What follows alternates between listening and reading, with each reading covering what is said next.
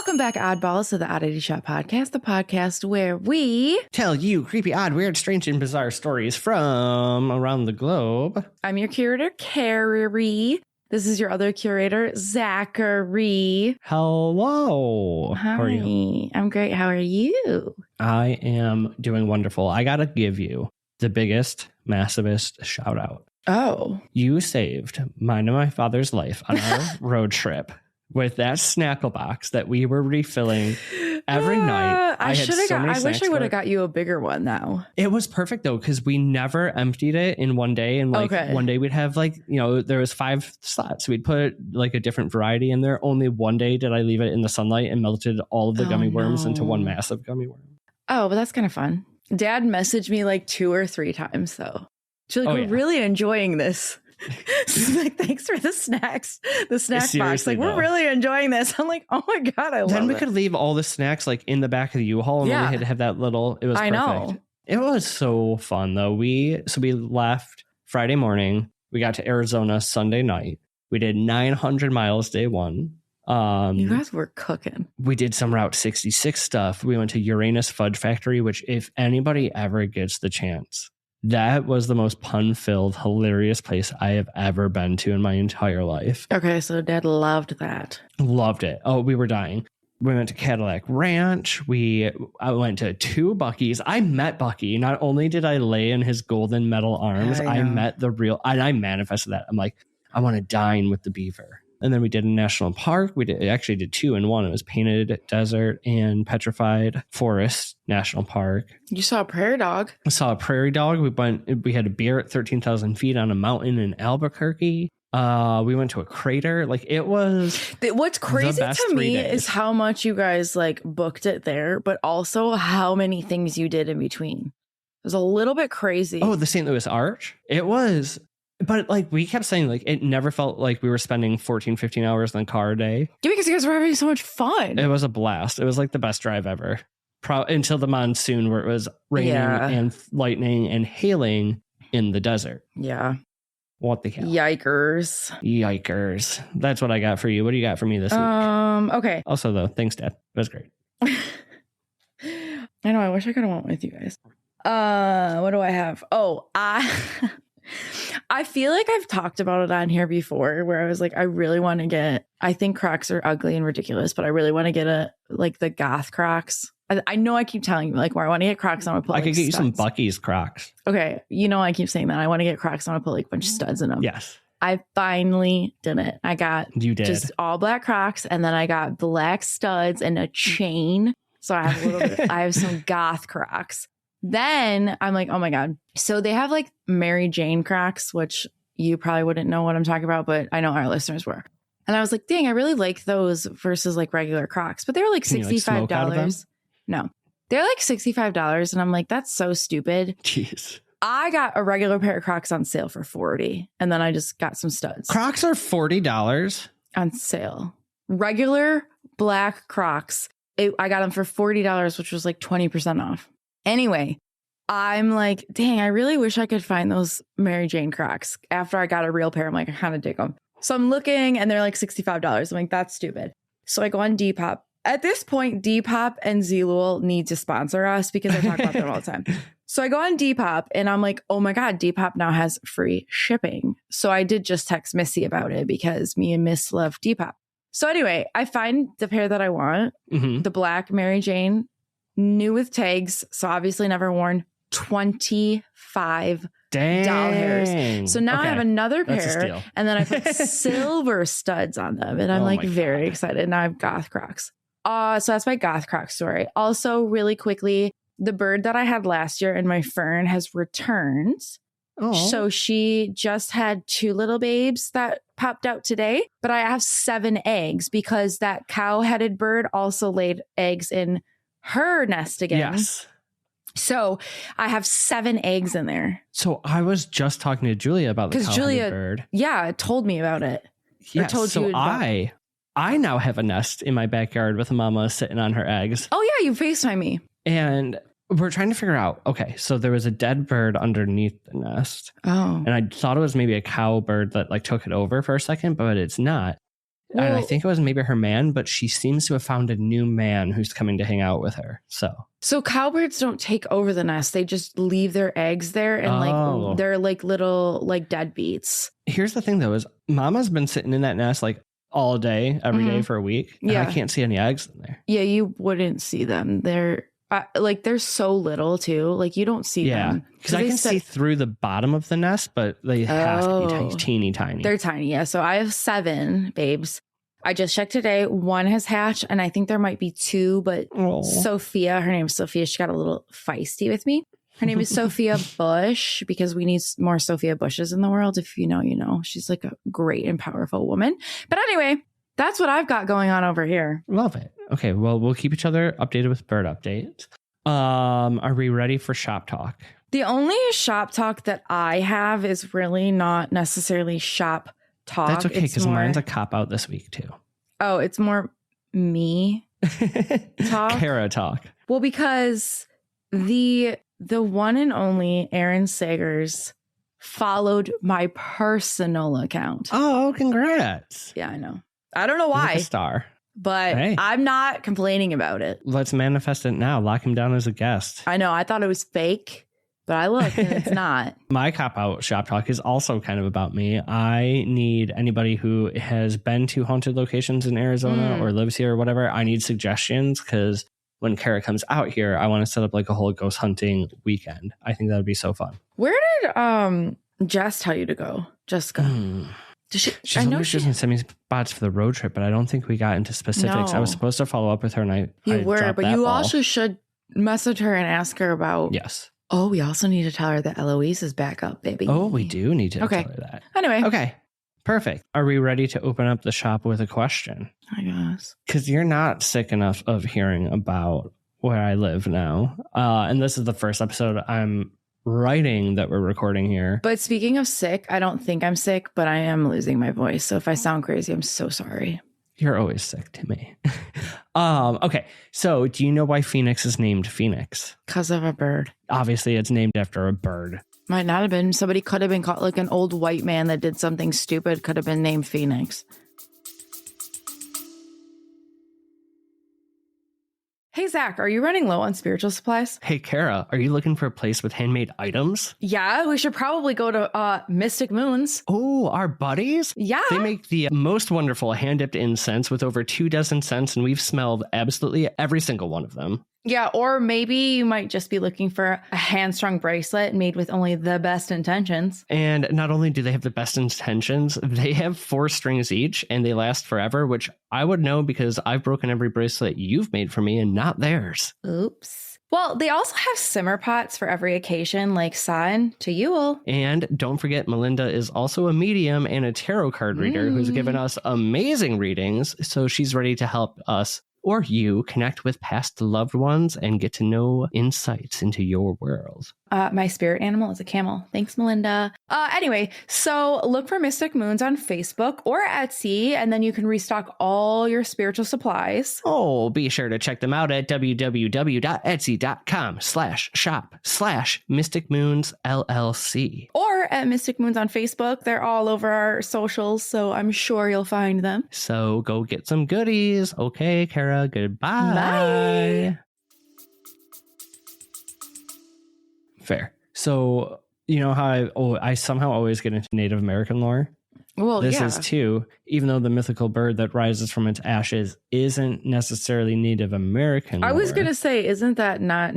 Okay. Phoenix is built on the ruins and canals of an ancient indigenous Hohokam Indian civilization. So they rebuilt the city on top of their ruins like a phoenix rising from its ashes. Oh.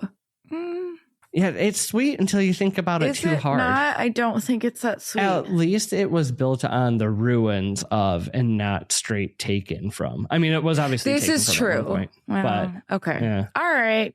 Yeah. Continue on. I'll continue on. Okay, so it's going to be an Arizona-themed episode. If you can't tell by my shirt, it might also be a little UFO-based. We're going to start with a couple quotes, though, from eyewitness accounts. And this is about things in the sky, not things in your pants. It was bigger than anything I'd ever seen. Oh, I get it. I'm like, what? The stars disappeared behind it. It wasn't making a sound. and it stretched from one side of the sky to the other. Okay. So the name of this phenomenon is the famous Phoenix Lights, one of the biggest UFO sightings. Yes. By number of witnesses that occurred in March of 1997. So it is one of the most like famous ones. Yeah. Okay. I know, we were just wee tots. I was weirder than you, but we were wee tots. So like I said, it's biggest, but like not just because of what was seen, but like how many thousands of people saw it. Okay. So history, Phoenix in the 1990s, a little different than it is today. Right now, it's a city of about 7 million people. Back then, it was still a decent sized metro. It's like quickly growing, but it's not super sprawling or anything. Okay. There's a lot less light pollution. But you just kind of have a lot of like neighborhoods surrounded by expansive desert. Sounds incredible. Oh, it's honestly so beautiful out here. I cannot wait for you to see it. But can you imagine it like without all the lights? Oh, I wish. That's what I mean. I mean, like, still though, like right when you get to the edge of Phoenix itself, it's just desert on every side. Love it. So, but yeah, the city's super, super dark. Since it's smaller, you just see like endless night sky, especially if you're just outside the city. Just like truly remarkable views. March 13th, totally normal day. It's a Thursday. It's 1997. There is no significant weather. So the skies are clear. Okay. There's no breaking news stories. There's no anticipation of anything out of the norm. So people are just going about their daily normal routines, waiting for Friday night to come around, right? And it's evening now. So people are like chilling at home. They're fixing dinner. Some are coming home from work. Others are sitting outside because in March, you can actually still sit outside.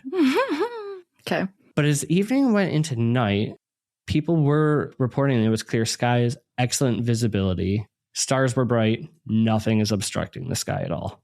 Okay. Important to know that Phoenix has a long history with aviation and military activity, right? So it's not rare to see jets. It's not rare to see like training flights or like nearby military exercises because there are some bases around. You've got all the desert. They do a lot of testing and stuff out here. Also important to note is it's 1997. So we don't have smartphones. Right. We don't have things going viral. We don't have people jumping on viral sensations just for clout. A lot of times you're experiencing something yourself. Yep.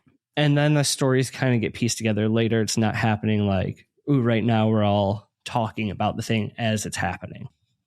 Okay, so as evening like starts going to night, the reports start to emerge first from towns up north and then multiple towns separated by dozens and dozens and hundreds of miles. Everyone was super eerily familiar or similar, not familiar, observations.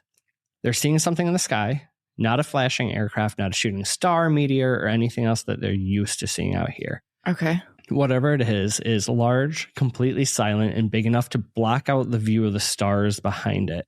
Like not just like 2 or 3 stars, like chunks of stars getting swallowed by darkness. Oh, interesting. Okay. Yeah.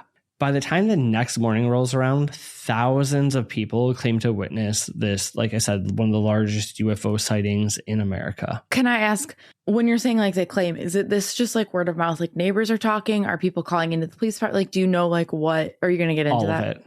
Okay. All of it. Okay. The name of the Phoenix Lights is a little bit deceiving because it starts up in northern Arizona. So around 8:15 p.m., people near the Arizona-Nevada border begin to see this thing moving through the sky.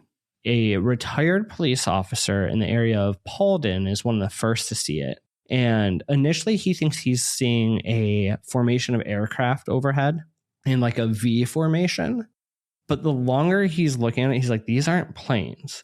A lot of people describe the same thing he did. So like a series of bright lights arranged in a wide V shape. Some say it's 5 lights. Some say it's 6 to 7.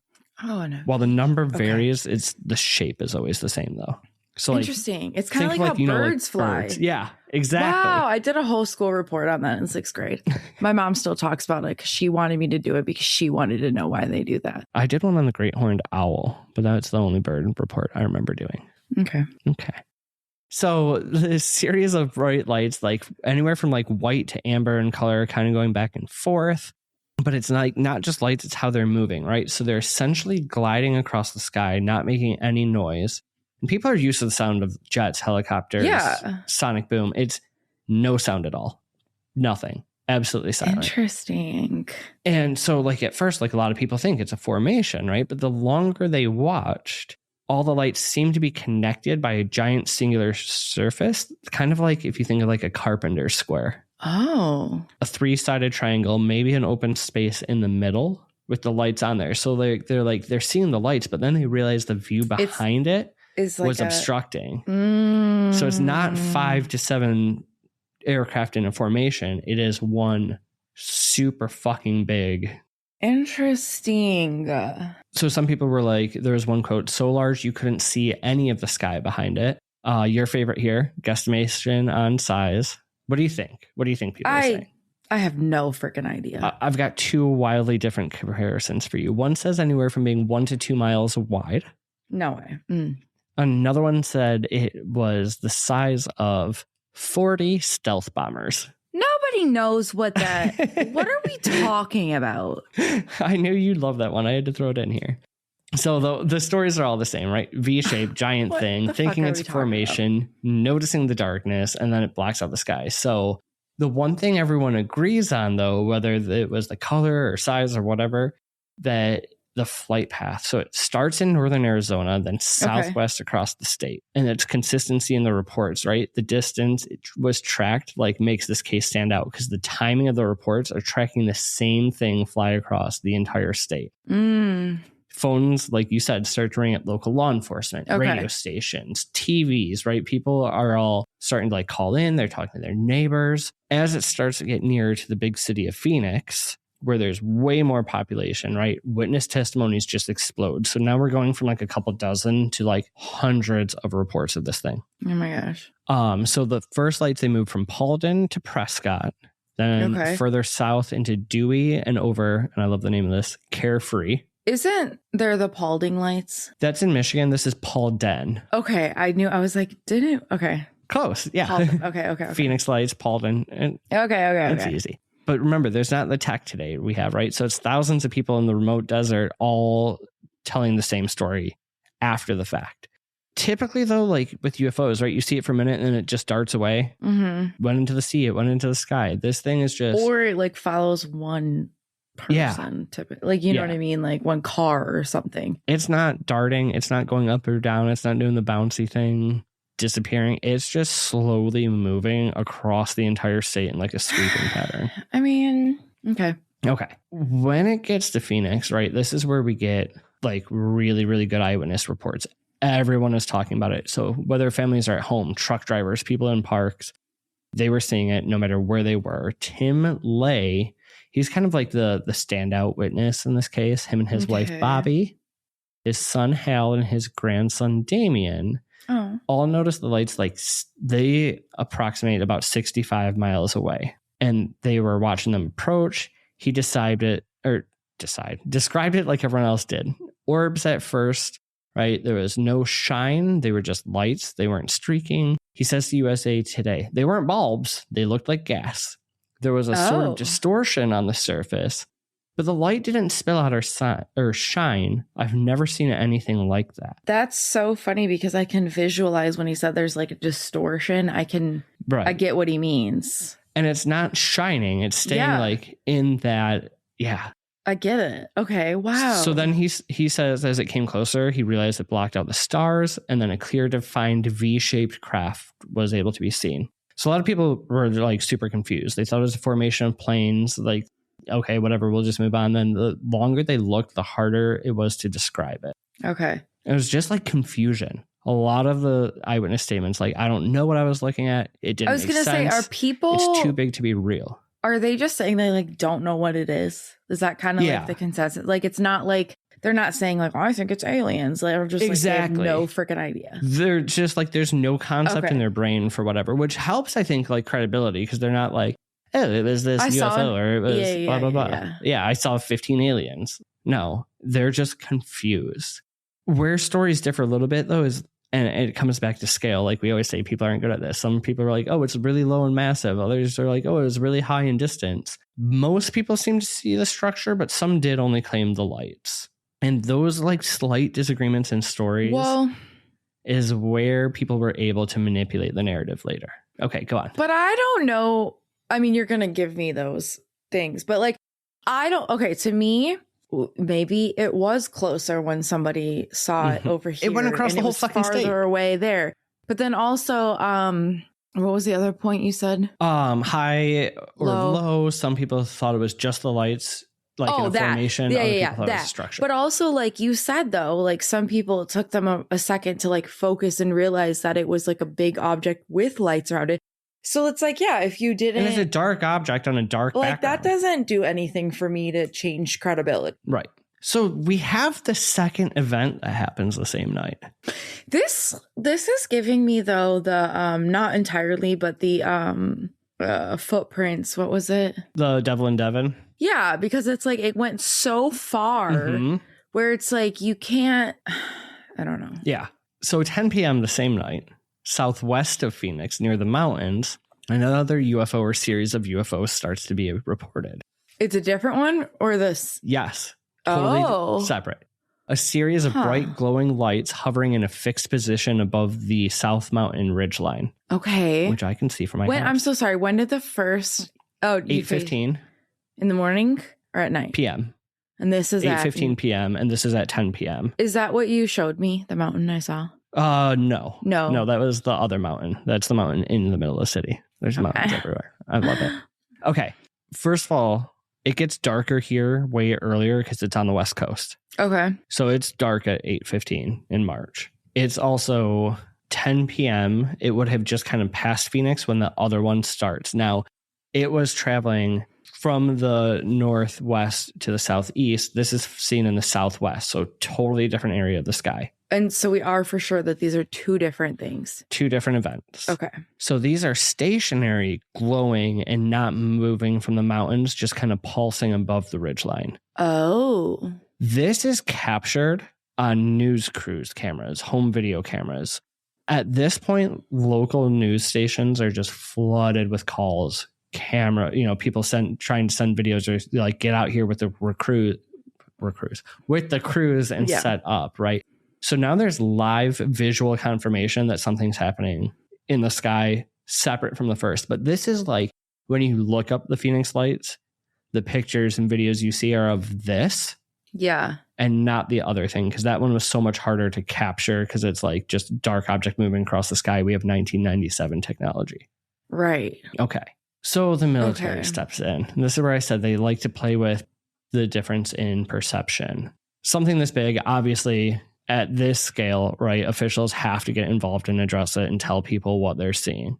The most widely accepted explanation from the military, which completely ignores the first event, said what they were seeing on the mountain was flares from a military exercise using illumination flares over the mountain. So according to them, aircraft operation in the Southwest Mountain region it's the Barry M. Goldwater range, were dropping parachute flares during normal nighttime exercises. Let's break it down. Flares on parachutes move.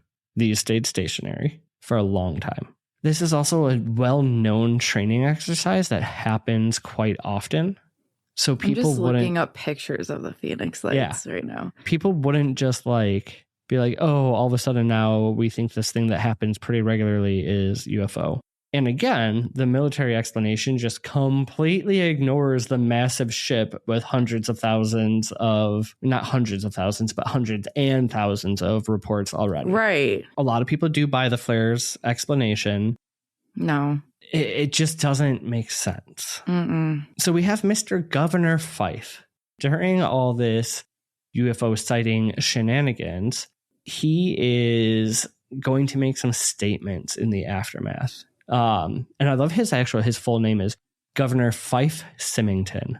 Great name, probably an alien. But his explanation is going to be pretty dismissive.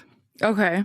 But also absolutely hilarious. So he participates in a press event where he makes one of his staffers dress up in an alien costume on stage to joke about the reported sightings and that they had captured one. Okay. So it's like a poor attempt to diffuse public concern and ridicule the idea that anything was actually happening. In 97, do we think this is funny? Like what do we think? I think he thought he could just kind of joke it away, because if he made the believers seem like idiot conspiracy theorists, that people would kind of shut up and move on. No explanation is ever given for the large craft, right? So case closed, nothing to see here. We're going to move on.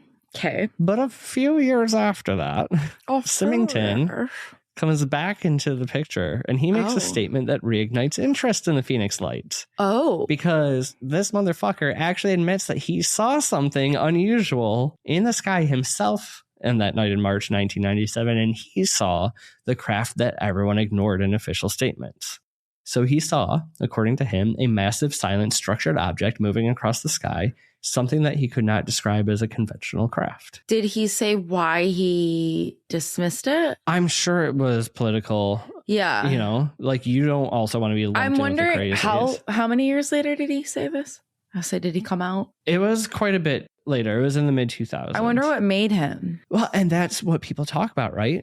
So we'll jump there in a second. But he also emphasizes that the other lights did not resemble flares, that he was very well. What's the word I'm looking for? I don't know.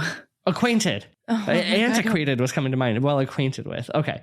So his little like Uno reverse card, right, is like where this case just gets ripped to shreds.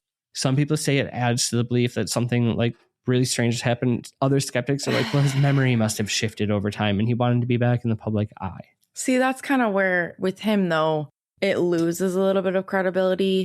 Not necessarily like for me, but for other people, because they're like, to your point, it's like, why is he out of money and stuff? Like he's trying to like do a tell all. Is he trying to like, do you know what I mean? Like that's what you got to think of for that kind of shit. And you got to like, absolutely. But is also, it that or is it the alternative? Like, hey, now my career in politics is done. Like I can validate all the people I invalidated. That's what I was just going to say. So it's like, it's hard to like decipher what is the clear message. But what I will say is I just was like, I got stuck down a little bit of a loop as you were speaking, but I was like looking at all these pictures and like videos that people have taken, and I can easily see how people only thought it was a V of lights, because it is so hard to see that there's an actual solid object. Now, are you seeing the actual picture and video of the mountain range lights, or are you seeing the V shape? I looked at both. Okay. I was saying, because unless like if you just type in Phoenix Lights, you get the mountain ones. Unless it's like the crude drawing of the V. Oh yeah, I saw that too. Yeah, you kind of have to like dig for that other, which is weird to me that like. This one was only seen in one small region, but it's somehow become like the poster of the event. Yeah. Huh. But it is. I mean, it's one of those crazy things. You know, the witness list, I think, is what's insane on this one, especially since a police officer was the first to report it. And you have pilots, officials, military vets, air traffic professionals giving key witness statements saying, I don't know what I'm looking at. Yeah. And it's curious because it's like two separate events. Seemingly like you would think correlated in some way, right? Right. But two visually different, I don't know what the word is, but I wonder, like, I think they were just like popping through, like they clearly had a meeting. Like the one was traveling to the other, like that one was No, I'm just saying like. But if you think about it like a tic-tac-toe board, right? The one made like a winning streak. The other one was in the opposite corner. They never crossed. I don't know. Maybe they were supposed to meet for an event. Maybe. Or they were just scaling all through and just like getting intel. Yeah.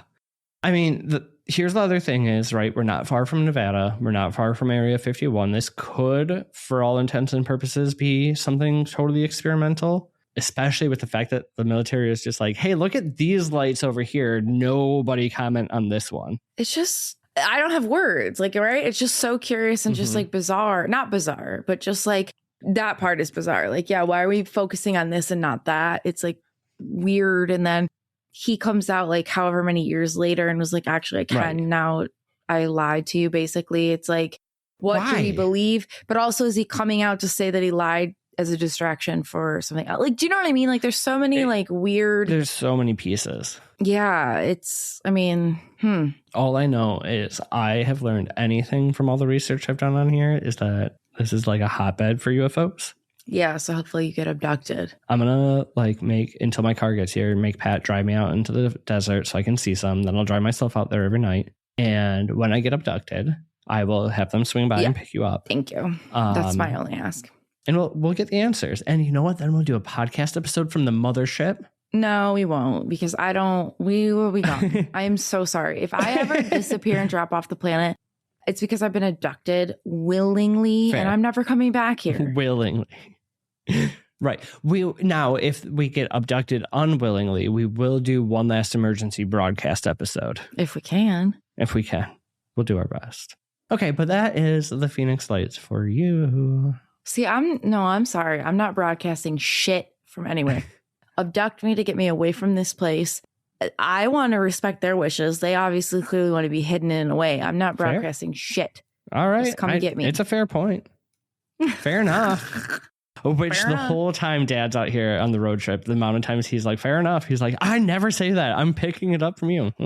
Fair enough, Dad. All right. Fair enough. Fair enough. It's so funny because you don't say it as much on here. I know.